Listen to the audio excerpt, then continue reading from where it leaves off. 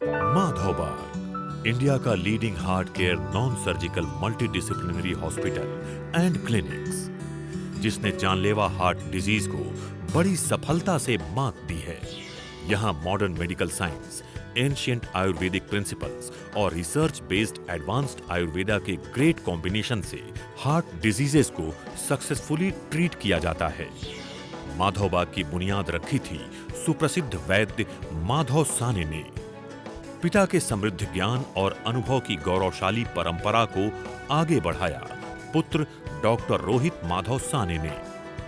Modern medical science में MBBS और fellowship in cardiac rehab की उपाधि लेने के बाद डॉक्टर रोहित साने ने एडवांस्ड आयुर्वेद पर रिसर्च करके डिजाइन किया कॉपीराइटेड हार्ट केयर ट्रीटमेंट और स्थापित किया देश का पहला Ayurvedic cardiac rehabilitation centre Madhavbaug, जहां इन्होंने एंशिएंट हीलिंग मेथड्स के साथ contemporary and modern scientific approaches के कॉम्बिनेशन से कार्डियक केयर को दिया एक नया विजन। माधवबाग के रिसर्चेस को world's best medical journal Lancet, European Society of Cardiology and Indian Heart Journal से भी स्वीकृति प्राप्त है। देश के कई शहरों और गांवों में स्थित है 200 से भी ज्यादा माधवबाग क्लिनिक्स एंड हॉस्पिटल्स, जहां डॉक्टर रोहित साने की गाइडेंस में स्किल्ड टीम ऑफ एक्सपर्ट्स द्वारा लाखों लोगों को कार्डियक केयर की सेवा उपलब्ध करवाई जा रही है। माधवबाग में हार्ट केयर एंड रिहेबिलिटेशन एक अभियान है, जिसके तहत बीमारियों को ठीक करने के साथ साथ हमेशा हेल्दी रहने के तरीके भी सिखाए जाते हैं। माधवबाग अभी तक 10 लाख से भी अधिक हार्ट पेशेंट्स को सफल इलाज उपलब्ध करवाकर हेल्दी हार्ट के अपने मिशन को आगे बढ़ा रहा है। हमारा मिशन है भारत को हृदय रोग मुक्त बनाना। आप भी इस अभियान से जुड़ करके खुद के हार्ट को रखिए हमेशा हेल्दी। माधवबाग, जहां होता है दिल से दिल का इलाज। नमस्कार, यूएसएन हेलो डॉक्टर में आप सभी का स्वागत है। मैं हूं आपका होस्ट एनवी शर्मा। अगर हम WHO की बात माने तो आने वाले कुछ ही वर्षों में भारत एक हार्ट डिजीज़ का कैपिटल बनने वाला, साथ ही साथ डायबिटीज़ का भी कैपिटल बनने जा रहा है। और इसको हम इस एंगल से देखें कि अगर चारों तरफ से एक नज़र दौड़ाए हमने, तो हम देखते हैं कि आजकल हार्ट अटैक के केसेस, डायबिटीज़ के केसेस भारत में बढ़ते ही चले जा रहे हैं। आजकल बुजुर्ग क्या, इवन युवा वर्ग और कुछ बच्चों में भी देखने को मिला है कि इनका हार्ट प्रॉब्लम है। लाखों रुपए खर्च हो जाते हैं, चाहे वो एंजियोप्लास्टी हो, एंजियोग्राफी हो, बाईपास हो या मेडिसिन हो, इस पर लाखों रुपए खर्च हो जाते हैं और उम्मीद की कोई किरण नज़र नहीं आती। और ऐसे में माधवबाग एक उम्मीद की किरण जैसी नज़र आती है, क्योंकि माधवबाग के 250 से भी ज़्यादा क्लिनिक्स पूरे भारतवर्ष में फैले हुए, अलावा इसके 2 इनके मेजर हॉस्पिटल्स भी है। आज लाखों पेशेंट्स ने माधवबाग से ट्रीटमेंट लेकर कई सारी बीमारियां जैसे कि हार्ट अटैक या डायबिटीज़ या हार्ट प्रॉब्लम्स या उच्च रक्तचाप यानी कि हाई ब्लड प्रेशर जैसे बीमारियों से या ओबेसिटी से ये मुक्त हो चुके हैं, क्योंकि माधवबाग की एक स्पेशल ट्रीटमेंट है। इसी सिलसिले में आज हम माधवबाग के अमरावती स्थित clinic head doctor Rupali Pankaj Kaware से मुलाकात करेंगे और उनसे जानेंगे कि हार्ट अटैक क्या है या इसकी कैसे रोकथाम की जा सकती है या ब्लॉकेजेस क्या, इसके पर हम चर्चा करेंगे। मैं आपको बता दूं कि डॉक्टर रूपाली कावरे के पास 12 साल का एक्सपीरियंस है आयुर्वेदिक ट्रीटमेंट में, जिसमें से 7 वर्ष इन्होंने माधवबाग में गुजारे हैं। इनका एक रिसर्च पेपर है डायबिटीज़ पर और हार्ट डिजीज़ पर, जो एक इंटरनेशनल जर्नल में भी पब्लिश हुआ है। इनके पास प्रिवेंटिव कार्डियोलॉजी की एक फेलोशिप भी है और इनके पास और कई सारे अनुभव है, जो आज हम इस इंटरव्यू के दौरान जानेंगे। मैडम, सबसे पहले आपका स्वागत है। और पहला सवाल मेरा जो ये रहेगा आपसे, वो ये है कि आम तौर पर किसी इंसान को अगर सीने में दर्द होता है तो वो जब डॉक्टर के पास जाता है तो डॉक्टर कहता है कि एंजियोग्राफी कराइए। एंजियोग्राफी के दौरान पता चलता है कि उसके ब्लड वेसल्स में ब्लॉकेजेस है। इन ब्लॉकेजेस का हार्ट एलिमेंट से के साथ क्या संबंध आता है? ओके, अभी अपने को 2 चीजें समझनी पड़ेगी कि ब्लॉकेजेस और हार्ट अटैक ये क्या चीज है। जैसे पेशेंट, आपने बोला कि पेशेंट को छाती में दर्द होता है और फिर वो डॉक्टर के पास जाता है। ओके, तो चलने के बाद अगर उसको सांस फूल के आ रही है, चेस्ट पेन हो रहा है, या लेफ्ट शोल्डर में उसको पेन हो रहा है, या लेफ्ट जॉ में पेन हो रहा है, तो ये क्लैरिफाई करता है कि उसको हार्ट की तकलीफ है। और फिर उसके लिए एंजियोग्राफी, ये एक टेस्ट की जाती है इससे हमें पता चलता है कि अपनी कोरोनरीज या आप बोल सकते हैं कि हार्ट की जो रक्तवाहिनियां है उसमें ब्लॉकेजेस है कि नहीं। ओके, अभी दो चीजें हैं कि ब्लॉकेजेस और हार्ट अटैक का क्या संबंध आता है। जैसे अपन बोले देखे तो ब्लॉकेज, हाँ, ब्लॉकेजेस यानी चर्बी जो हार्ट की रक्तवाहिनियों में ब्लड कैपिलर कोरोनरी आर्टरीज में जाके जमा हो गई है, जिसको अपन एंजियोग्राफी द्वारा देखते हैं। लेकिन हार्ट अटैक ये है वो स्थिति जहाँ पे एक खून की गुठली या ब्लड क्लॉट कोरोनरीज में जाके अटक गया है और सामने का जो ब्लड सप्लाई है हार्ट को वो पूरी तरह से या कम तरह से बंद हो गया है।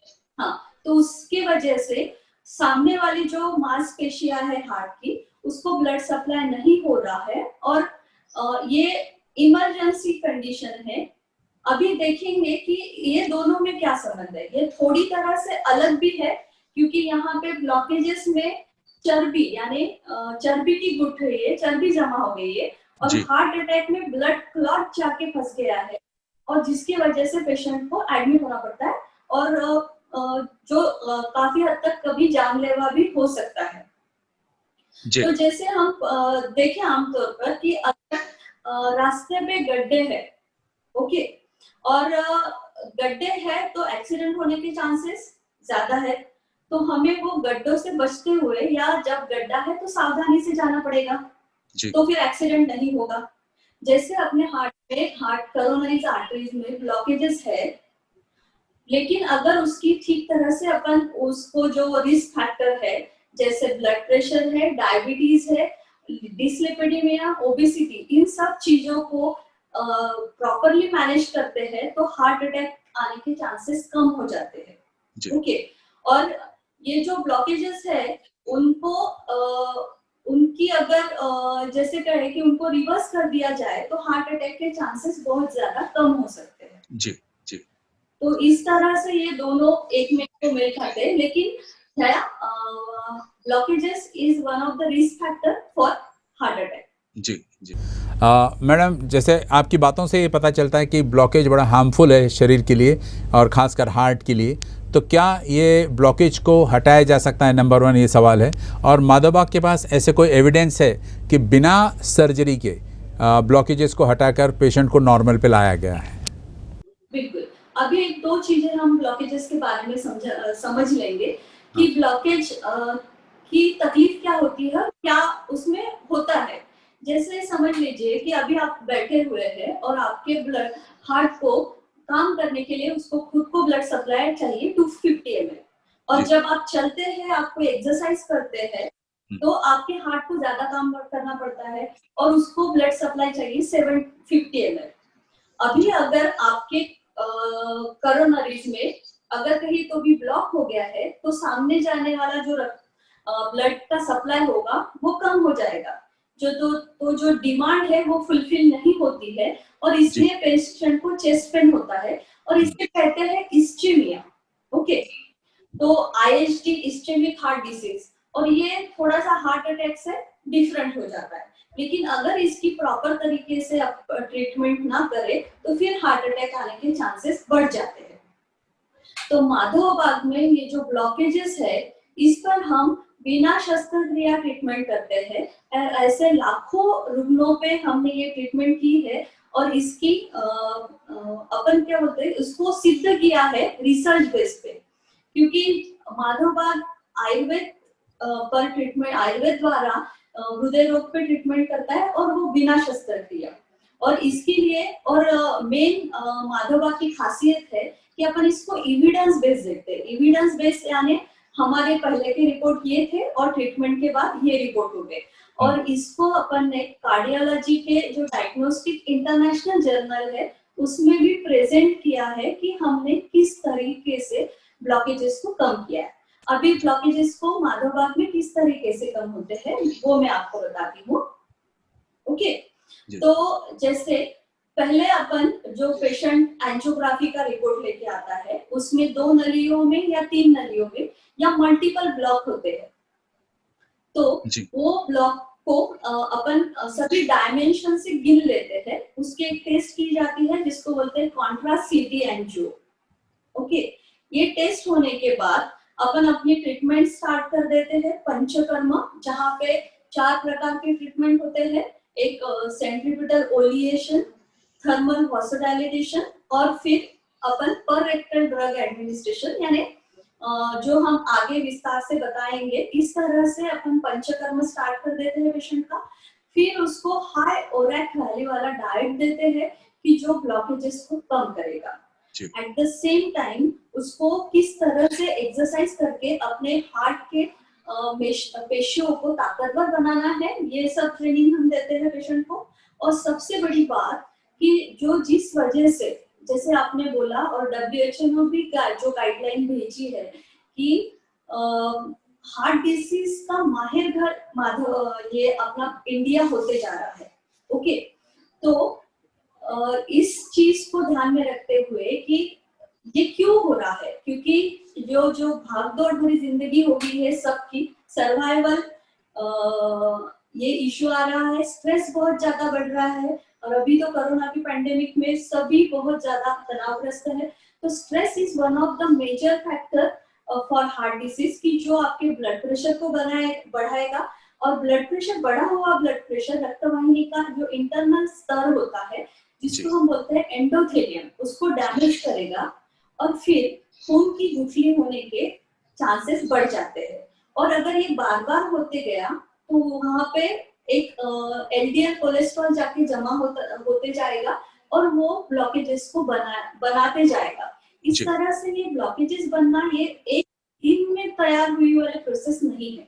जैसे पेशेंट को लगता है कि वो एंजियोग्राफी के रिपोर्ट लेके आया और वहां पे 90 या 100% ब्लॉकेजेस है, तो ये ऐसा नहीं है कि अभी आज ही तैयार हुए हैं। ओके, तो ये तकरीबन 4-5 सालों से उसकी प्रोसेस शुरू है और ये अभी मैनिफेस्ट हो गया और अभी इसको तकलीफ आना शुरू हो गया। जब ये ब्लॉकेजेस 75 के ऊपर पार हो जाते हैं तो फिर पेशेंट को छाती में दर्द होना, सीढ़ियां चढ़ते समय दम फूल के आना या लेफ्ट हैंड में पेन होना, ये सब शिकायतें शुरू हो जाती है। तो अपन पेशेंट को किस तरह से देखते हैं, ये चारों ट्रीटमेंट करने के बाद पंचकर्म पेशेंट के शुरू रहते हैं और 3 महीने के बाद ये स्पेसिफिक डाइट और एक्सरसाइज देने के बाद और मेडिसिन जो हार्ट की मांसपेशियों को ताकत देगा और ब्लॉकेजेस को कम करेगा। इस तरह से जाने के बाद 3 महीने बाद अपन फिर से वही टेस्ट रिपीट करते हैं जी। तो इसमें हमने ये रिसर्च में प्रूव भी किया है और हमने 3 महीने बाद तकरीबन 20% प्लाक या ब्लॉकेजेस अपन कम करते हैं पेशेंट के। और ये अपन ने संशोधन द्वारा सिद्ध भी किया है।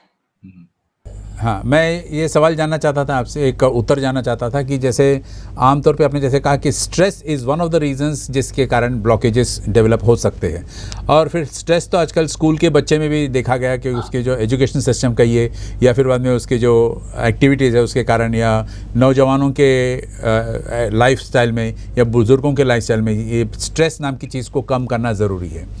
एक सवाल ये जानना चाहता हूँ कि बाई चांस किसी को पता चला कि उसका एंजियोग्राफी से कि उसको एंजियोप्लास्टी करना पड़ा और एंजियोप्लास्टी करने के बाद क्या उसके मन में ये साइकोलॉजी, इस डर को हटाया जा सकता है कि भाई दोबारा अब तुमको ब्लॉकेजेस नहीं होने वाले?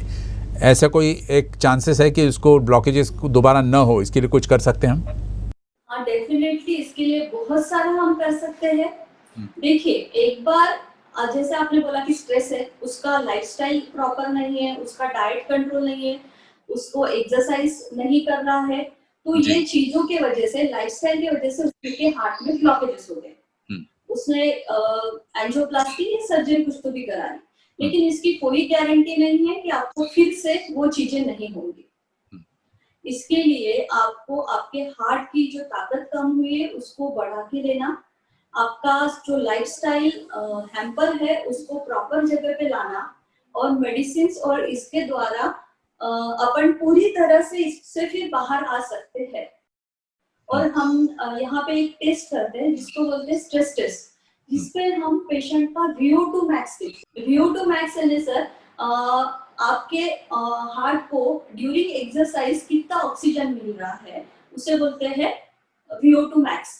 तो वो स्ट्रेस टेस्ट पे जैसे पट्टे पे दौड़ा के हम पेशेंट को ECG लगे रहते हैं और वो एक टेस्ट करके अपन हार्ट को ब्लड सप्लाई और हार्ट का VO2 max कैसा है ये देख लेते हैं जी। अगर ये सब चीजें यानी VO2 max जेंट्स में 35 के ऊपर और लेडीज में 30 के ऊपर है, उनके ECG में कोई चेंजेस नहीं आ रहे हैं तो that is well and good. लेकिन हम ऐसा नहीं बोल सकते कि एक बार एंजियोप्लास्टी करने के बाद उसके दोबारा चांसेस नहीं है, अगर हम चीजों को ठीक तरह से फॉलो नहीं कर सकते। और एक बात ये भी है कि जैसे किसी पेशेंट में टेंडेंसी होती है प्लाक तैयार करने की जी। तो उसको लिपिड का वो लिपिडी में रहेगा और उसके इसमें बार बार ब्लॉकेजेस होना शुरू हो जाएगा। जैसे हमारे पास मेरे क्लिनिक में बहुत सारे पेशेंट ऐसे भी आते हैं कि जिनको एंजियोप्लास्टी हो गई है और अभी उनको फिर से एंजियोप्लास्टी बोली गई है या फिर से बाईपास सर्जरी। 3 बार पेशेंट को रिपीट अपन क्या बोल सकते हैं ऑपरेटिव के लिए जाना पड़ता है जी। तो ये चेन तोड़ने के लिए या अपने हार्ट की ताकत बढ़ाए रखने के लिए अपने को संपूर्ण हृदय शुद्धिकरण नाम की जो माधवपाद की कॉपीराइट ट्रीटमेंट है वो कर लेना बहुत जरूरी है। और उसके साथ में अपनी लाइफस्टाइल पूरी तरह से मॉडिफाई करना। और एक चीज और है कि रिस्क फैक्टर, अपन ये ब्लॉकेजेस है उसको स्टेंट डाल के ओके ठीक है उसको ठीक कर दिया, लेकिन फिर जो जिस वजह से हो रहा है जिसके जो रिस्क फैक्टर है उस पर कुछ काम नहीं किया तो वो फिर से बन जाएंगे। तो इसलिए वो रिस्क फैक्टर को मैनेज करना, उसको रिवर्स कर लेना भी उतना ही इम्पोर्टेंट है। जैसे एक और चीज मैं ऐड करना सर, जैसे कि हार्ट अटैक आने के बाद कुछ मांसपेशियां, जैसे एक खड़ा पेशेंट है उसको हार्ट अटैक आ गया और मैसिव हार्ट अटैक था और उसकी हार्ट की फंक्शनल कैपेसिटी जिसे EF कहते हैं वो कम हो गया। ओके तो फिर उसको भले उसकी सर्जरी हो गई है लेकिन उसको उसके मांसपेशियों को फिर से ट्रीटमेंट द्वारा अपन ठीक कर सकते हैं या उसका EF बढ़ा सकते हैं। तो ये चीज तो पेशेंट ने कर ही लेनी चाहिए, ऐसी मेरी सलाह रहेगी जी। मैडम आमतौर पे एक पेशेंट के पास जब ये बात खबर आती है कि उसको चेस्ट में पेन हो रहा तो वो जाता है डॉक्टर के पास, डॉक्टर कहता है एंजियोग्राफी कीजिए, एंजियोग्राफी करने के बाद पता चला कि उसके ब्लॉकेजेस है, ब्लॉकेजेस को रिमूव करने के लिए एंजियोप्लास्टी कराई जाती है। तो एंजियोप्लास्टी के पहले क्या ये उचित नहीं होगा कि उसने एक सेकेंड ओपिनियन भी ले लेनी चाहिए? यस डेफिनेटली सेकेंड ओपिनियन ले लेनी चाहिए और माधवबाग इसके लिए पूरी तरह से तैयार है। और देखिए जैसा अगर हमें कोई अच्छा ऑप्शन मिल सकता है कि जिसके द्वारा हम बिना शस्त्रक्रिया अपने ब्लॉकेजेस को कम करते हैं किया जा सकता है या हार्ट की ताकत को बढ़ाया जा सकता है, तो मैं समझती हूँ कि वो वेल एंड गुड है, जिससे आपको आपके हार्ट की डैमेज कम हो जाती है जी। इसी तरह से आप जा सकते हैं। तो डेफिनेटली सेकंड ओपिनियन लेना बहुत ज्यादा जरूरी है। मैं ये क्वेश्चन इसलिए पूछ रहा था आपसे क्योंकि कई सारे लोग एंजियोप्लास्टी के बाद कभी कभी बाईपास के लिए भी प्रेफर कर लेते हैं, तो एक सेकेंड ओपिनियन में पता भी चल सकता है कि भाई कई जगह ऐसी होती है, कुछ प्रॉब्लम्स ऐसे भी होते हैं जो बिना सर्जरी के भी ठीक किया जा सकता है, खासकर जैसे माधवबाग में it is well known. Yes definitely sir. और अभी और क्या होता है कि एंजियोग्राफी का रिपोर्ट आ गया और पेशेंट को पता चल गया तो वो घबरा जाता है सबसे पहले, और उसको लगता है कि मैं हार्ट के डिसीज से फ्री हो जाऊं।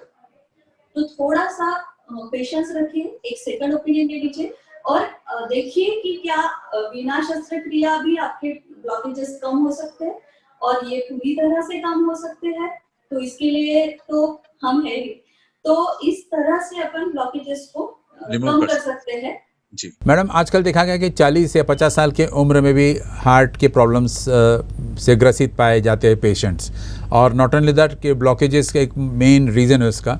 तो ये कितना चिंताजनक विषय हो सकता है, नंबर 1। और माधवबाग में ऐसे पेशेंट्स जब आते हैं तो आप उनके ब्लॉकेजेस को रिमूव करने के लिए क्या सलाह देते हैं और किस किस्म का ट्रीटमेंट होता है, क्योंकि आपके पास निवासी ट्रीटमेंट भी है और ये रेजिडेंसी ट्रीटमेंट के कारण काफ़ी लोगों को फ़ायदा भी हुआ है। यस अभी देखिए कि अगर पहले अपन सुनते थे कि 60 के बाद हार्ट अटैक आ रहा है, अभी वो 40 और रिसेंट है कि 13 इयर्स का बॉय जिसको हार्ट अटैक आ गया, तो अभी इसकी एज लिमिटेशंस कोई नहीं रही। जैसे ही वो जो मैंने 4 रीजन बताए थे, स्ट्रेस है, रिस्क फैक्टर जैसे ओबेसिटी, डायबिटीज, ब्लड प्रेशर, ये सब चीजें होने के कारण या खराब लाइफस्टाइल और एक्सरसाइज की कमतरता, जैसे अपन शायद भूल गए चलना, गाड़ी को किक मारे के भाग गए, तो ये सब चीजें, तो हार्ट को एक्सरसाइज ही नहीं मिलती है और अपने को पता भी नहीं चलता कि डिसीज कैसे प्रोग्रेस हो रहा। तो इसके लिए जो पेशेंट को एक बार उन्होंने एंजियोप्लास्टी कर ली, 45 का अगर पेशेंट है, तो मेरी प्योर सलाह होगी कि उन्होंने बिना शस्त्रक्रिया जाना चाहिए, क्योंकि एक बार स्टेंट डालने के बाद उसके पीछे ब्लॉकेजेस होने के चांसेस भी बहुत ज्यादा रहते हैं और वो रिकरेंस बार बार ना हो। और एक अपन बोल सकते हैं कि कितने सालों तक ये चीजें काम करेगी, और वो बाईपास सर्जरी या एंजियोप्लास्टी अर्ली एज में कर लेते हैं, तो उनका लाइफस्टाइल भी या क्वालिटी ऑफ लाइफ जो है वो बहुत, उसका स्तर बहुत हैम्पर हो जाता है जी। वो उनकी लाइफस्टाइल उस तरीके से नहीं रहेगी जो हार्ट अटैक के पहले या प्रोसीजर, ऑपरेटिव प्रोसीजर करने के पहले की। तो यहाँ पे हम माधोबाग की जो ट्रीटमेंट मैं अभी बताने जा रही हूँ, उसके द्वारा ब्लॉकेजेस को भी कम करेंगे और हार्ट के स्ट्रेंथ को भी बढ़ाएंगे। At the same time quality of life की पेशेंट उसकी जिंदगी पूरी तरह से जी सके, इस तरह से काम किया जाता है। और ये सब चीजें उनको सिखाई जाती है कि आपने आपका डाइट किस तरह से रखना है कि दोबारा ये शिकायत आपको ना हो। आपकी एक्सरसाइज रेजिम हम उनको डिफाइन कर देते हैं, स्ट्रेस मैनेजमेंट हम सिखाते हैं और कुछ दवाइयाँ शुरू रहती है, जिसमें अभी आपने बोला कि जैसे हम ट्रीटमेंट क्या करते हैं, तो यहाँ पे अपन पंचकर्म आयुर्वेदिक ट्रीटमेंट होती है। यहाँ पे एक पंचसूत्री है कि Panchakarma, then Ayurvedic medicine, exercise, diet और फिर अपना लाइफस्टाइल मॉडिफिकेशन पेशेंट को सिखा देना, इस तरह से हम जाते हैं। तो अभी ट्रीटमेंट पार्ट में पंचकर्म में क्या होता है, इसमें 3 प्रोसेस होती है। एक है सेंट्रीपिटल ओलिएशन, तो जो हमारी स्किन है वो बहुत सारा एरिया अपने को अवेलेबल है ट्रीटमेंट करने के लिए। तो जो हार्ट के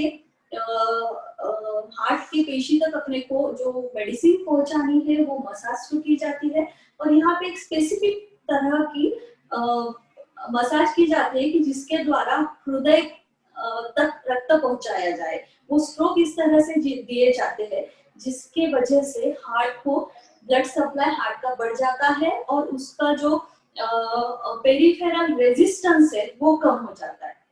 फिर थर्मल वासोडायलेटेशन यानी जो रक्तवाहिनी है उसको अपन डायलेट करते हैं। डायलेट करना यानी बढ़ा देना।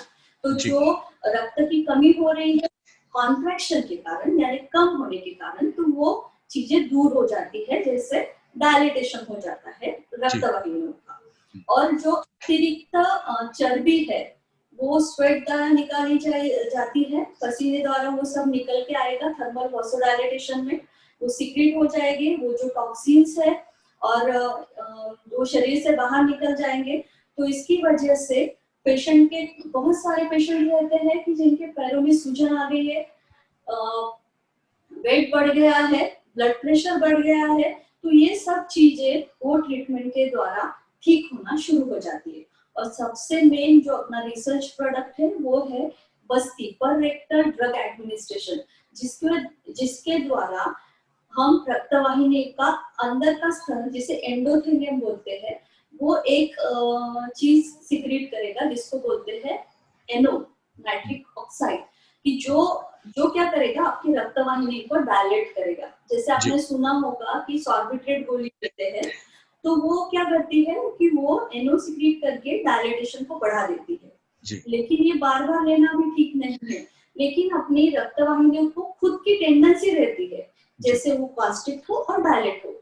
ओके, तो ये जो एंडोथेलियम डैमेज होने की वजह से ये जो चीजें नहीं हो पा रही है वो फिर से वो चीजों से होना शुरू हो जाती है और जो अपन डाइट देते हैं ब्लॉकेज रिवर्स करने का, तो इसमें अपन ने हाई ओरैक वैल्यू डाली है, जो एक सब माधवबाग का भी एक रिसर्च प्रोडक्ट है कि जिसमें हम 1000 कैलोरीज का डाइट देते हैं पेशेंट को, और उसकी वजह से जो एंडोथेलियन है वो उसका जो रिपेयरिंग है वो होना शुरू हो जाता है और ब्लॉकेजेस घटना शुरू हो जाता है इस तरह से।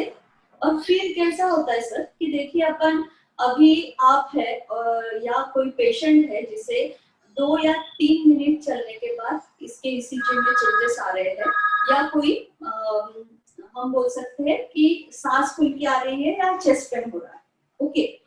तो इन चीजों को हम हर ट्रीटमेंट में देखते जाते हैं, और ये हमने देखा है कि पेशेंट हर ट्रीटमेंट में इम्प्रूव होते जाता है और उसको जो तकलीफ है वो कम हो जाती है। और इसके दौरान हम पेशेंट की स्ट्रेस टेस्ट या टीएमटी करवा लेते हैं, जिसमें हमें पता चलता है कि पेशेंट का प्रोग्रेस कैसे हो रहा है। और 3 महीने बाद तो अपन कॉन्ट्रा सीटी एंजियो करते ही है, जिससे अपन ब्लॉकेजेस को कम हुआ देख ही लेते हैं। जी, बहुत बढ़िया जवाब दिया आपने। इससे पहले कि हम आगे बढ़े, हम आपको एक माधवबाग के पेशेंट का वीडियो दिखाना चाहते हैं और उनकी आप बीती वो बता रहे हैं आपको। पहले वो वीडियो देख लेते हैं और फिर हम आगे बढ़ते हैं। जब शुगर नेगेटिव आ गई है और मुझे कोई बीमारी नहीं है शुगर की, तो मेरा डर भी चला गया है और मैं स्वतंत्र हो गया हूँ।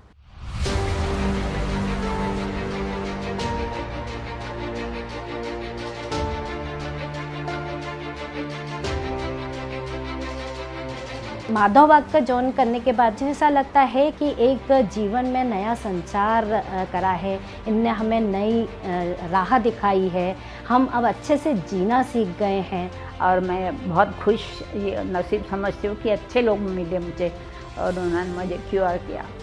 अभी मैं किसी भी बीमारी के डर से बिल्कुल आज़ाद हो गया हूँ। मैं खाने के लिए नहीं जीता हूँ, जीने के लिए खाता हूँ, और डेफिनेटली मेरे को मतलब कि बहुत अच्छा लगा है। आज मुझे हार्ट अटैक के डर से बिल्कुल आज़ादी मिल गई है। जब हॉस्पिटल जाते हैं तो ऐसा नहीं लगता कि हम हॉस्पिटल में आए, एक फैमिली सेंटर के हिसाब से उन्होंने हमें ट्रीट किया। मैम ने तो नई ज़िंदगी दे दी, एक जीने के लिए एक रास्ता बता दिया ताकि मेरे को अपना चलना फिरना और नई ज़िंदगी जी सकूं।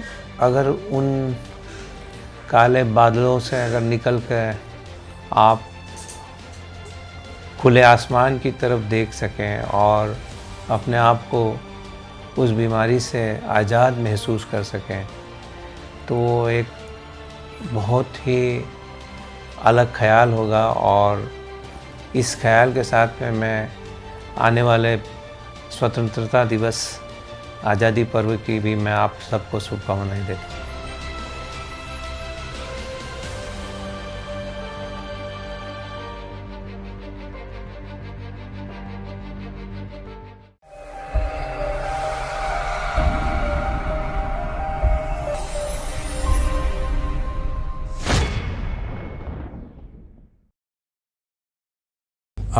मैडम, अक्सर ये होता है कि अभी आज कोविड के कारण लोग बाहर निकलना पसंद नहीं करते और कई बार मजबूरी होती है कि उनको हॉस्पिटल जाना पड़ता है। लेकिन जो बुज़ुर्ग पेशेंट्स है या जो वैसे ही बीमार है, उनकी इम्यूनिटी पावर कम हो गई है, तो वो पसंद नहीं करेंगे इस माहौल में बाहर निकलना। तो क्या आपके पास कोई ऐसा तरीका है जो माधवबाग से ऑनलाइन कांटेक्ट करते हुए अपने पूरे रिपोर्ट्स बता सके आपको, या आपके पास आना है तो वो कौन से डॉक्यूमेंट्स और कौन से रिपोर्ट्स लाना उनको ज़रूरी हो जाता है, जिस वजह से आप उनको प्रॉपर गाइडेंस दे सकते हो, नंबर 1। और नंबर 2 कि क्या आपके पास कोई ऐप वगैरह जिससे वो पेशेंट वो सारी चीज़ें प्रॉब्लम्स अपलोड कर ले और आप तक पहुंच जाए, या फिर बाद में वीडियो कंसल्टेंसी के माध्यम से, ऐसा कोई सुविधा है आपके क्लिनिक्स में, हॉस्पिटल्स में?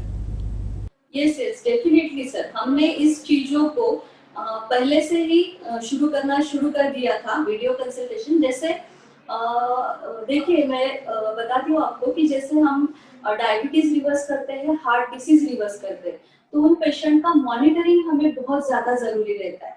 जैसे अपन उनको डाइट पे डालेंगे और पंचकर्म उनके होंगे, तो फिर उनका डिसीज रिवर्स होना स्टार्ट हो जाएगा और फिर उनको उनकी जो एलोपैथी गोलियां है वो हमें कम करनी पड़ेगी, इसलिए उसका मॉनिटरिंग बहुत ज्यादा जरूरी था। तो हर वक्त पेशेंट हमसे जुड़ के रह सके, इसके लिए हमने एक ऐप शुरू की है माधवबाग ने, जिसे MIB पल्स ऐप बोलते हैं। अच्छा। तो ये प्ले स्टोर पे उपलब्ध है और MIB पल्स ऐप अपन हर पेशेंट को अपने डाउनलोड कर देते हैं। जो पुराने भी पेशेंट है उनको हमने भेज दी है और जो नए पेशेंट आने वाले हैं उनको भी। तो वो उससे ऑनलाइन कंसल्टेशन भी अपन कर सकते हैं जिनको अभी तक देखा नहीं है, और या जो पेशेंट हाई रिस्क में है और इस दौरान आ नहीं सकते। जैसे मेरे पास जलगांव से मेरे पेशेंट है कि जो ज्वाइन है MIB पल्स ऐप पे और उनके शुगर लेवल में यहाँ से ही मॉनिटर करके उनका डोज टैपर करके, और हमने ये भी प्रोसेस शुरू की है कि यहाँ से अमरावती राजापेट से हम पेशेंट को मेडिसिन कुरियर कर देते हैं और वीडियो कंसल्टेशन के द्वारा हमको पेशेंट की पूरी जानकारी मिल जाती है। पेशेंट दिख जाता है, पेशेंट के पैरों पे सूजन है क्या, ये छोटी छोटी चीजें हमें वहाँ पे पता चल जाती है। तो ये जो है अपनी हम बोल सकते हैं कि इस कोरोना के एटमॉस्फेयर में जो हमें सावधानी बरतनी चाहिए अपने पेशेंट के लिए, तो वो हम पूरी तरह से इस ऐप के द्वारा ले रहे हैं। ऑनलाइन कंसल्टेशन भी शुरू है सब तरफ से। और जैसे पेशेंट अगर नया है तो वो पेशेंट ऐप डाउनलोड करेगा, वहाँ पे अमरावती सिलेक्ट करेगा और फिर उनके सब रिपोर्ट मुझे दिख जाएंगे। और फिर जैसे कि पेशेंट को क्या रिपोर्ट दिखाने चाहिए या क्या रिपोर्ट रहने चाहिए, जैसे अगर पेशेंट को चेस्ट पेन हो रहा है और उसके कुछ उसको सेकंड ओपिनियन चाहिए, उसने एंजियोग्राफी की है तो डेफिनेटली उसके एंजियोग्राफी की रिपोर्ट, उसके ब्लड की चेकअप जैसे कोलेस्ट्रॉल, सीरम क्रिएटिन उसने किया होगा, स्ट्रेस टेस्ट की रिपोर्ट, और फिर अपन 2D इको जो बहुत ही इम्पोर्टेंट टेस्ट है उसकी रिपोर्ट अगर आपके पास हो तो वो रिपोर्ट आपने डेफिनेटली वो ऐप पे अपलोड कर लेना चाहिए। और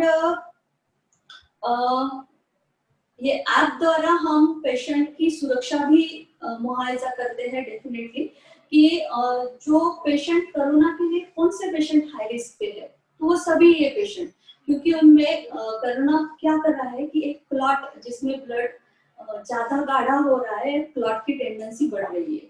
तो ये पेशेंट जिनको ब्लॉकेजेस है, जिनको बीपी है, ओबेसिटी है, इनको ही अपने को ज्यादा वो उनको कॉम्प्लिकेशंस आए हैं, डायबिटीज है, उनको यही देखने को मिल रहा है। तो अगर इन चीजों को अपन अभी से पूरी तरह से कंट्रोल में ला सके, रिवर्स कर सके, तो ये बहुत ही ज्यादा वो पेशेंट के लिए फायदेमंद होगा। और देखिए अपन यहाँ पे जो ट्रीटमेंट करते हैं वो हफ्ते में एक बार करते हैं, और जो क्लिनिक्स होते हैं उसमें हफ्ते में 2 बार पंचकर्म किए जाते हैं। पूरी तरह से पेशेंट की सुविधा या कंटेमिनेशन ना हो, ये सब चीजों की हम पूरी तरह से खबरदारी लेते हैं। हर पेशेंट के बाद पूरा दवाखाना सैनिटाइज किया जाता है। पंचकर्म पेटी जिसपे पेशेंट को ट्रीटमेंट होती है वो भी, और सब स्टाफ पूरी तरह से PPE किट यूज करता है। तो जहां तक हो सके वो सब चीजें अवॉइड करना, और पेशेंट बाय अपॉइंटमेंट ही अपने पास आता है, तो वो एक बार में बहुत पेशेंट है या भीड़ है इस तरह से होता ही नहीं है। इस तरह से सब चीजें मैनेज की जाती है। और इस माहौल में तो बहुत ज्यादा जरूरी है कि डिसीज को रिवर्स किया जाए, तो अपने को आगे के कॉम्प्लिकेशंस नहीं आएंगे। और अभी भी पेशेंट है कि जो इस तरह से उनको सब अपन ऑनलाइन सुविधा, online consultation MIB pulse app पे, और इसमें तो हम MIB पल्स ऐप पे हमको डाइट सेशन दे रहे हैं कि किस तरह से आपको खाना बनाना है, किस तरह से आपकी वैल्यूज क्या होगी, आपका फूड क्या मैटर करता है आपके लिए। और एक्सरसाइज सेशंस होते हैं सुबह, और जैसे बोले पिन पॉइंट्स हम जा रहे हैं, जैसे डायबिटीज के लिए अलग सेशंस रहेंगे, ब्लड प्रेशर के लिए अलग, हार्ट डिसीज के लिए अलग, इस तरह से हम जा रहे हैं। सभी अपन बोल सकते हैं कि 360 डिग्री अप्रोच से माधोगा काम कर रहे हैं सब चीजों। जी मैडम, तो आपने जो खूबसूरत अंदाज में सबको एक्सप्लेन किया और बाद में कन्विंस किया हमको, तो इससे ये कंक्लूजन निकाला जा सकता है कि आज के ज़माने में अगर आपको ब्लॉकेजेस वगैरह जैसी बातें हैं इसको टालना है, तो आपका जो रॉन्ग डाइट है, रॉन्ग एक्सरसाइजेस है और फिर रॉन्ग लाइफस्टाइल है, इसको आपको सुधारना होगा, नंबर 1। और ये सब के लिए माधोबाग के जो 250 क्लिनिक्स है और हॉस्पिटल्स है, इसमें आपको बढ़िया सलाह दी जाएगी। अलावा इसके हार्ट डिजीज़ के पेशेंट्स, डायबिटीज़ के पेशेंट्स या बीपी के पेशेंट्स या ओबेसिटी पेशेंट्स जो है, ये आपके हॉस्पिटल में या क्लिनिक में एक फ्री कंसल्टेंसी के तौर पे वीडियो से या फिर MIB पल्स ऐप के जरिए जुड़ सकते हैं और माधोबाग से आप सलाह मशवरा ले सकते हैं। आपको सिर्फ एक मिस्ड कॉल देनी है। फ़ोन नंबर है 7829588866। इस फ़ोन नंबर पे अगर आप एक मिस्ड कॉल देंगे तो आपके कई सारे प्रॉब्लम्स जो है वो हम इनके माधोबाग के डॉक्टर्स के पास पहुंच जाएंगे और बाद में आप सुरक्षित हाथों में रहेंगे, ये मैं दावा कर सकता हूँ। Madam, thank you very much for coming on this show. It was a pleasure talking to you.